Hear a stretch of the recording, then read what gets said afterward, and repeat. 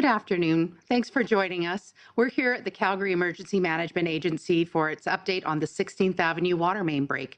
We are here in the Emergency Operations Center, and today's updates will be brought to you by Mayor Jyoti Gondek, SEMA Chief Sue Henry, and Capital Priorities and Investment Director Francois Bouchard. We'll hear their updates, and then we'll take your questions. Please limit yourself to a question and a follow. I'll welcome Mayor Gondek to the podium. Thank you.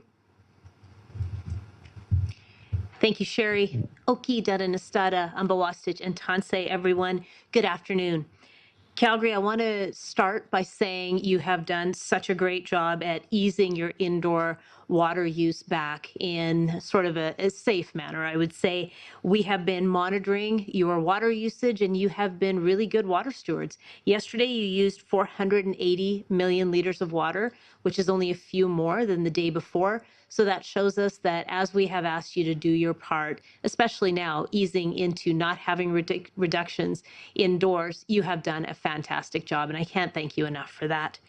Our city's other water treatment plant at Glenmore has been getting a little bit of TLC that was much needed since the Bears Paw feeder main came back online. The maintenance at Glenmore continues at a really good pace, and it's anticipated that it should be completed by tomorrow. Now, speaking of the feeder main, it's been operating at 50% capacity, and the team in water operations is telling us that they have not seen any issues or any concerns as they continue to do acoustic monitoring. This continues to be good news for the stabilization phase that we are presently in. Earlier today, the team launched a tool called a pipe diver, which is affectionately named Dory, into the entire length of the feeder main pipe from the Bears Paw plant down into Hillhurst. The scans that the pipe diver does will tell us more about the condition and integrity of the entire length of pipe. And it's going to be essential for us as we plan any maintenance that might be required on this feeder main. Now, I want you to remember that we are still under stage 4 outdoor water restrictions, and we are still under the fire ban. And once the water services team says that the water system is healthy enough, we will move from those stage 4 restrictions down to stage 3. And until those stage 4 watering restrictions are eased, you will be able to continue accessing the 7 non-potable water sites that are located throughout the city. Those sites remain open and available to all of you. Now, earlier this afternoon, the state of local emergency expired, and the conditions for keeping it are no longer required. And so today will be our last daily update on the path towards water restoration. From this point, any updates will take place as news becomes available. With that, I'll turn things over to Calgary Emergency Management Agency Chief Sue Henry. Thank you, Mayor. Good afternoon, and thank you for joining us. Today, the state of local emergency expired, which went into effect on June the 15th. The SOL was declared when we discovered the additional emergency repair sites. We wanted to ensure we were able to navigate any challenges with this added complexity. At this stage, we no longer require that additional coordination. However, the municipal emergency plan remains in effect and the EOC remains open. I want to stress that the lifting of the state of local emergency does not mean things have gone back to normal. The feeder main is still not operating at full capacity, and stage 4 outdoor water restrictions remain in place. We are, unfortunately, still not at a place where we can relax those outdoor restrictions and move to stage 3. This will be a phased approach, and I promise we will lift it as soon as we can. Until we move to this lesser stage of water restrictions, the river water pickups will remain open, and a list of those 7 locations can be found on calgary.ca. For indoor water use, as you know, on Tuesday, we were able to ease the indoor water saving measures, which was a major milestone. When we eased those, we asked Calgarians to do so slowly, not to overwhelm the system, and you listened, so thank you. Yesterday, once again, water demand remains stable and well below the average for this time of year. Thank you to everyone for helping by using water a little at a time to catch up on things like your laundry, your dishes. It is really making a difference. I also want to remind Calgarians and visitors to Calgary that a fire ban remains in effect. There was some confusion that when the indoor water saving measures were eased, so were the fire restrictions. This is not the case. We simply do not have enough water capacity to safely allow us to lift the fire ban at this stage. Thanks to the recent weather, it's been rainy, things are very green, but this is not what the fire ban is related to. The fire ban is related to the amount of available water in our system required to fight fires. It is not about the current weather conditions. And again, as soon as we can, we will lift the fire ban. As we ease back into regular operations, we're happy to report that some additional services have reopened. In addition to most indoor pools, most additional aquatic amenities, such as indoor play structures, hot tubs, steam rooms, water slides, and kiddie pools, are back in service today. All outdoor pools and spray parks remain closed during the Stage 4 restrictions.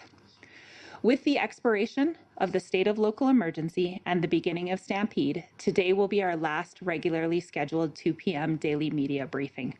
We will continue to keep you informed on our progress as it happens, and we will do a full media briefing again for a major development or when changes are made to our outdoor water use. And like always, we will continue to keep Calgary.ca up to date, as well as updating our social media channels. We have been transparent with you throughout this process, and we will continue to share as much information as we can as soon as we have it. I recognize there's a feeling of not a lot of new news right now, and this can be frustrating, and you feel the urgency to get back to full use. When we come back to full service, we want to come back the right way. This means slow, steady progress and one step at a time. We've come too far to endanger our progress by relaxing outdoor water restrictions too soon. A team of experts continue to be hard at work on this, and you will hear some very careful maneuverings are happening in the pipe to make sure that we can continue to safely progress to the next stage. So I ask you to continue to be patient and not to use outdoor water until we can safely give you the go-ahead. Again, thanks for being patient as we get through this, and keep using your gray water, your rainwater, river water, or shower water for your plants while we are in this Stage 4 phase of water restrictions. With that, I'd like to pass it over to Director Francois Bouchard. Thank you, Chief Henry, and good afternoon, everyone. The Glenmore Water Treatment Plant is still undergoing maintenance, and this is on track for completion by Friday. The Bears Paw South feeder main has been flowing at 50% capacity and 73% of normal operating pressure. This morning, we transitioned through our next operational step. We turned off the 2 small pumps we had been running since Sunday and started a larger pump. With this change, we continue to test, monitor, and stabilize the pipe and pump system. There are 2 criteria we're looking at to validate through this process. We're monitoring to ensure that the system is stabilizing through these changes, and we're testing the water to ensure quality and safety. As we proceed, we must also actively manage our supply and demand. And with this in mind, we remain in Stage 4 outdoor water restrictions. Moving from Stage 4 to Stage 3 is our next milestone. From there, we will move to Stage 3 to Stage 2. This progress relies on our ability to gradually increase supply in our network without compromising the pipe. Once the Glenmore Water Treatment Plant's maintenance is complete and the system remains stable, we will start to ease some outdoor restrictions. It is important to note some level of outdoor water restrictions will likely be in place for some time yet. We're unable to confirm how long until we progress further. To support bringing on more pressure and flow to the Bears Paw South feeder main, we are now undertaking a full condition assessment of the 11 kilometers using a piece of technology called a pipe diver. The pipe diver is a high-resolution electromagnetic and ultrasound pipe inspection tool for large pipe diameter pipe inspections. It operates while the pipe is in service, providing a pipe wall condition assessment, including identifying if there are any wire breaks in the pipe and pinpointing any areas of distress. The inspection is taking place today and will approximately take 12 hours for the device to swim the length of the pipe and collect data. We expect to receive the results of that analysis in 3 to 4 weeks. After assessing the results, we will use this data to inform if there's further investigation or repair work needed. After we remove the pipe diver, the next step in our continual monitoring will be placing fiber optic cable through the pipe. This is a longer-term monitoring solution, which will provide information on the status of the pipe over the long run. As a reminder, Calgarians may see cloudy water when they turn on their pipes. This is temporary, and the water continues to be safe to consume. I want to thank Calgarians for continuing to do their part as we navigate outdoor restrictions together and support the health of the overall system. I would like to now welcome the mayor back to the podium. Thanks very much, Director Bouchard. Now, tomorrow marks the official start of Calgary Stampede, and it begins with the Stampede Parade. The more than a century-old tradition is something that the city has united around annually, celebrating everything that makes our city one of the absolute best in the world. And now it's survived 2 water crises in recent memory. Earlier during this water incident, it was heartening to see that the Calgary Stampede and their CEO, Joel Cowley, found a way to continue the greatest outdoor show on earth in a responsible way by finding ways to save water or bring in water from places outside of Calgary. Many of their plans, their contingency plans, remain in place. Because we are still under outdoor water restrictions, they will be using non-potable water for things like the Western event competition grooming and cleaning of the Midway. The water attractions like games on the Midway and the Dog Bowl pool will be using treated water that is being hauled in from outside of the city. When you head down to the Stampede grounds this year, you will be able to see the water storage tanks that are in place and ready to go as needed. I appreciate the Stampede for working so quickly with our water operations team and with the team at Calgary Emergency Management Agency to get those preparations in place and for being such a good water steward in our blue sky city. As you have heard, with the state of local emergency expiring today, this will be our last daily update on work on restoring the water system.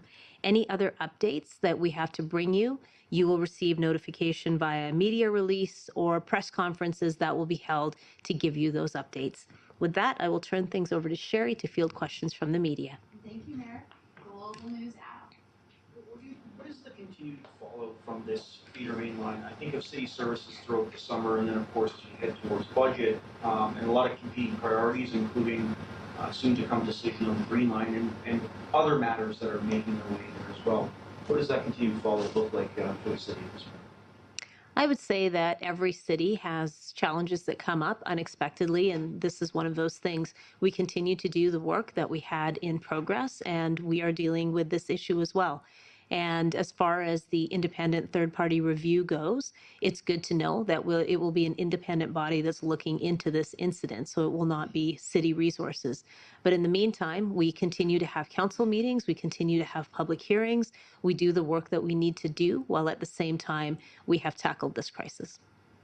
When do you anticipate the cost of this incident will be released publicly, and when do you anticipate potentially asks to other orders of government for some relief on those costs in the city? I can tell you that Calgary Emergency Management Agency Chief Sue Henry has been tracking the costs as they've been coming in on this project. She continues to do so because we are not completed all of the monitoring yet. And so once everything is done and we have a fulsome cost, we will let everyone know what that comprehensive cost is. At that point, we will look and see whether we can cover it within our budgets or if we have any reserves or contingencies that allow us to cover it. And if we need assistance, we will certainly be accessing any funds or grants that are available through our partner governments. Todd, CTV. Outdoor pools remain closed until we move to stage 3. Indoor pools have been allowed to open. Can you please explain how outdoor pools are at greater risk to the water system than indoor pools?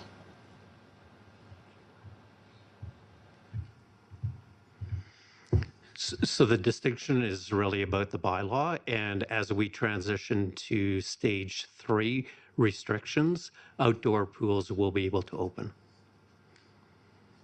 To follow, Todd? No. Okay, I'll come back to you. Yeah, Taylor, CDC. Actually, all my questions were Oh, answered. you're, Yeah. okay, sit. Sydney Bizard, pardon me. Sydney Bizard with Rebel News. For the mayor, do you think it would be more appropriate for someone other than yourself and the city staff to initiate a fully third-party investigation? Because we are the city that was impacted by this incident, it is incumbent upon us to not only tackle the repair work and restoration of the system, it is our responsibility to make sure that a third-party independent review takes place, and that's what we've initiated.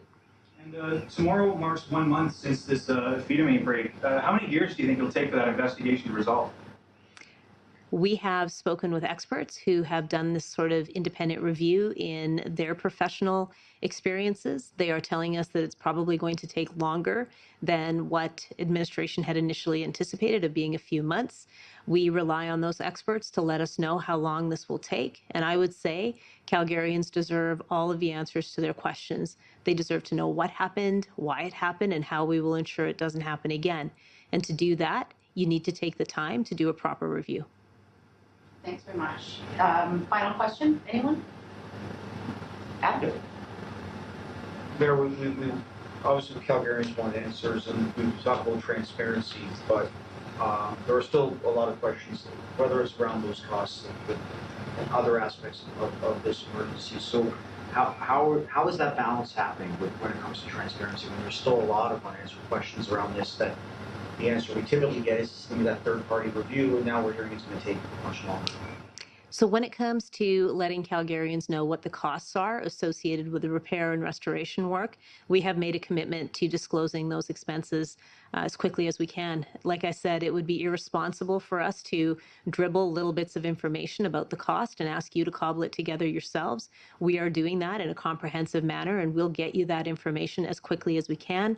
I know that Chief Henry is trying to get that done as we are winding down the state of local emergency, and as her team is transitioning to stand down the emergency response to this. So those answers should come as quickly as we can get them to you. When it comes to the independent review on this incident, I have to trust that the experts know what they're doing. I have to trust that the folks who have been through this in their careers, who have done this with other water authorities, that they are the ones that are best positioned to tell us how long things will take. And throughout this process, I made a commitment to you to communicate twice a day any information that we could bring you, so that you could have peace of mind that things were being addressed and resolved. And we continue that commitment to bring you information as it becomes available. Quick follow from Todd, then we're done. Can you just explain how the bylaw differentiates between outdoor pool, indoor pool when it's a water emergency? There's a couple of different pieces at play here. If we go back to June the 5th, when this all started to occur, our outdoor pools were not open and were not ready, so they're currently sitting empty. So there's a different process for them to go through to come back online, to be able to fill their pools, to be able to open for the season and do all the water quality testing pieces that they need to do. In our water use bylaw, there are stage 4 restrictions and there are stage 3 restrictions. And the stage 4 restrictions currently do provide the closure of those outdoor pools. So that bylaw measure, combined with the fact that those pools are currently empty and haven't been brought online for the year, is really where that extra water draw will come. Thank you very much. Mayor, did you want to close, or should we wrap for today? Yeah, I just want to close by thanking our media partners again for getting information out to the public. If it weren't for you broadcasting this widely, we wouldn't be able to inform the public as well as we've been able to. And I really want to thank the private sector partners who stepped up to help us not only with the repair and restoration work, but all the expertise and advice that they've provided as we've gone through this. And it will be similar experts within the energy sector, within pipelines, within water services. Those are the folks, from across the country, potentially throughout North America. They'll be the ones that we tap to ensure that the incident review is done in a comprehensive manner so that every question can be answered. Thank you all.